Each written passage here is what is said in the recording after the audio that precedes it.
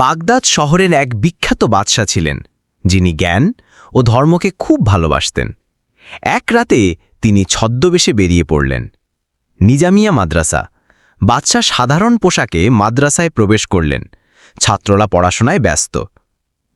বাদশা ছদ্মবেশে, হে ছেলেরা, তোমরা এত রাতেও পড়ছ? বলো দেখি, তোমরা কি উদ্দেশ্যে এত পড়াশোনা করো? প্রথম ছাত্র, আমি বড় আলেম হতে চাই, সবাই আমাকে সম্মান করবে। দ্বিতীয় ছাত্র, আমি কাদি হতে চাই, লোকজন আমার বিচার শুনবে। তৃতীয় ছাত্র, আমি বড় হুজুর হব, সবাই আমার পেছনে নামাজ পড়বে। বাদশা সকল উত্তর শুনলেন, কিন্তু তার মন তৃপ্ত হল না। হঠাৎ এক কোণায় একটি নীরব শিশু কুরআন পড়ছিল। বাদশা, তুমি কিছু বলনি? তুমি কি উদ্দেশ্যে পড়ো? শিশু, আমি আল্লাহকে খুশি করতে পড়ি, যাতে তিনি আমার উপর রাজি হন।